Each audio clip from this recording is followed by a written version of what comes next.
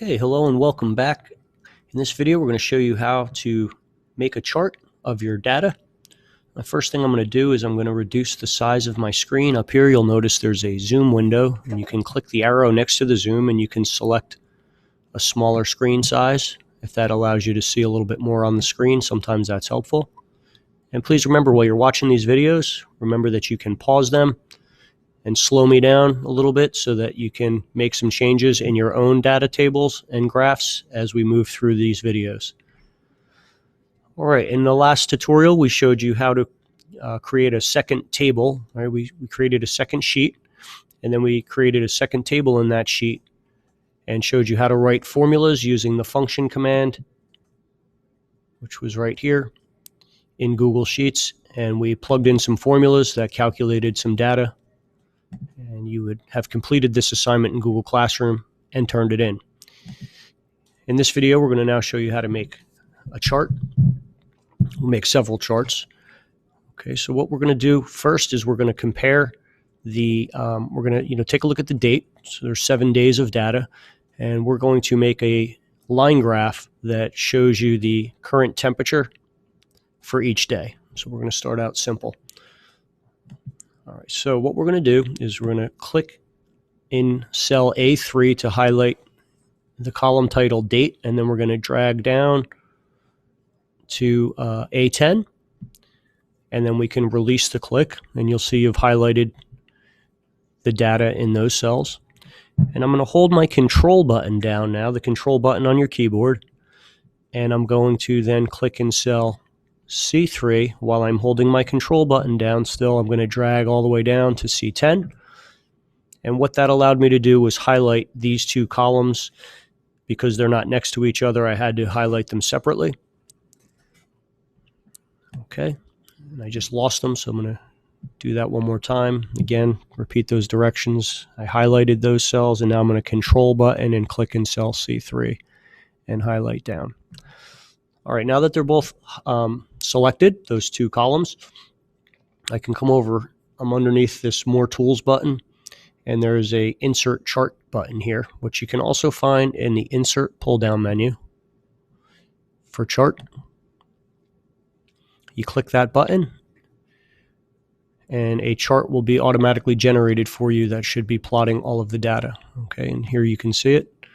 I'm just going to click and drag this down here. And there's your chart. It shows you the 7 days of data. And it shows you the temperature for each of those days. Okay, so what I'm going to do now is I'm going to click up on these three little dots, More Tools there, and I'm going to move this to its own sheet by selecting that. And now I can start to do some formatting. What's really nice about Google Sheets is this will save you some time. I keep telling you guys I'm here to help save you time by showing you some tools that will make life a little bit easier. So automatically there's a title that's put on top of your chart, and your X and your Y axis is labeled. So your X axis, if you remember, is a horizontal axis, and that represents the date, and then the dates are labeled. And then your Y-axis is vertical, up and down, and that represents the current temperature in degrees Fahrenheit, which is labeled up here. All right, so now you can do some basic formatting. You can click on your title, and that will bring up your chart editor. And here's where you can start to do some editing to your chart. Okay, so I'm not going to change the title. I'm going to leave that. Right, but I am going to take a look at the theme default font. I can change that to something different. So let's just pick the wide so that it shows up a little bit larger. You can boldface it, and you can even change the color to something a little bit more interesting. Okay, and if I continue to scroll down in my chart editor, right, you'll see, and I'm going to actually just close this by clicking this arrow here. That will close the chart and access titles. And then I can go to my series. Actually, let's go back up into that access title. And instead of chart title, now we're going to click that, and we're going to change the horizontal axis title. Okay, and again, pick a different font. Right? You can change the font size,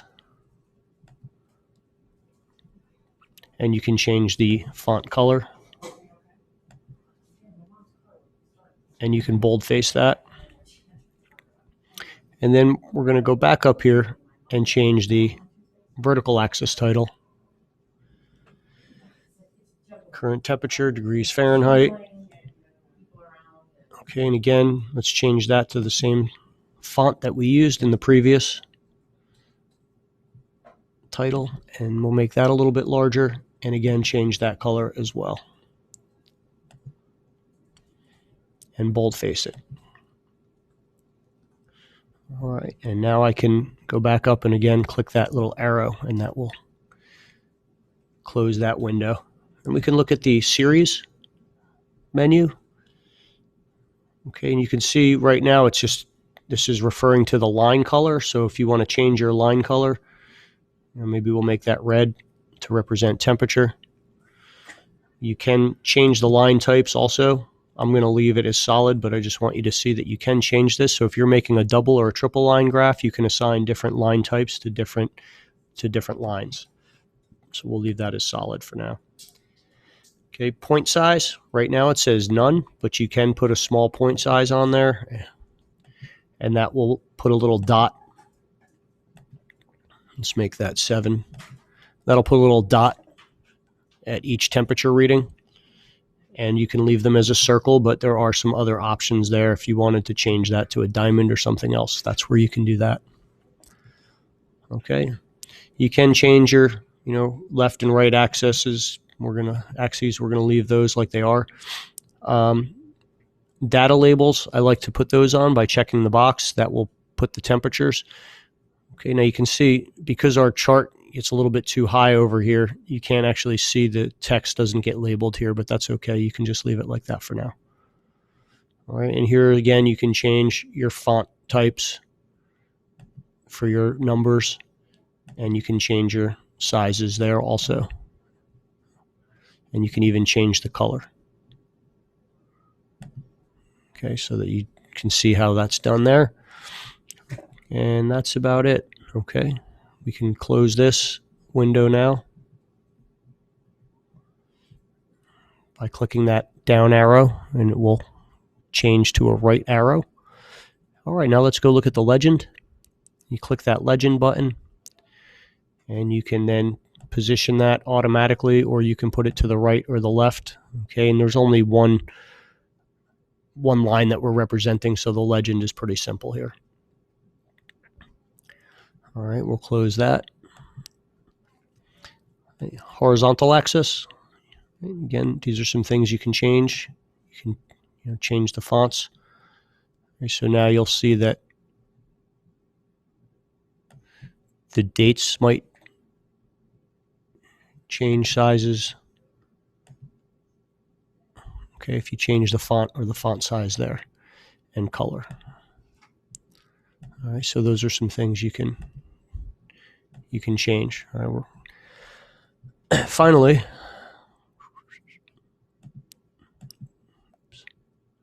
you have your vertical axes that you can change, and so you can again change that font to something different. By the way, you would not have this many different options. I would keep it fairly simple. Stick to 3 color combinations, just like on your websites. 3 colors is a good number to stick to in terms of different colors and different fonts, okay, and different sizes. Over here, you can change your minimum values, right? But we want our graph. It's always a good idea to have your graph start at 0, okay? But if I wanted to start at 30, this is where I could change that. And now my graph does change a little bit. And you'll notice that as that changes, you have some additional numbers that get labeled. All right, but I'm going to put that back to 0. I think the graph is better represented that way. Okay, and then finally you have your grid lines and ticks that you can open. Okay, and so if you take a look at your major grid lines, right, that's what we have. They're light gray. You can change those to a different color, right? And so that's your major grid lines for your x-axis.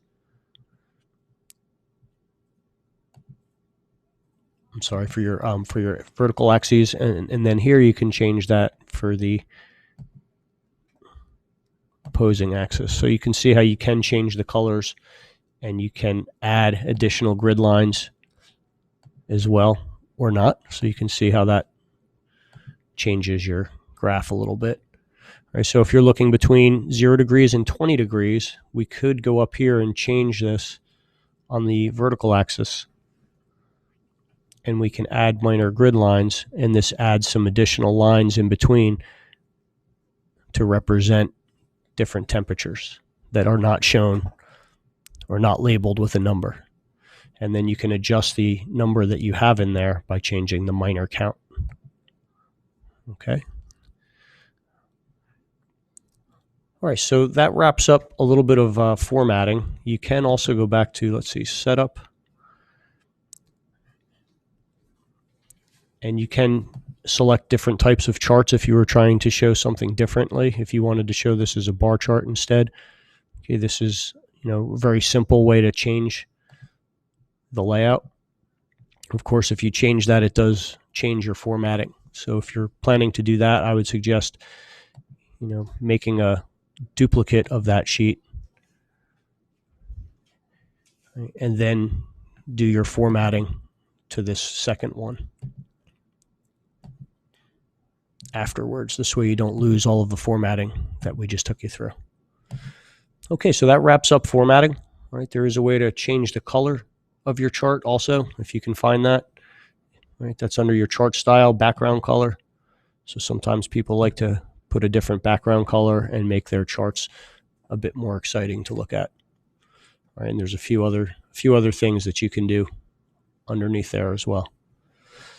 Okay, so look forward to seeing that first line chart that you made, and the next video will show you how to make a different chart using some different data. Okay, thanks for watching.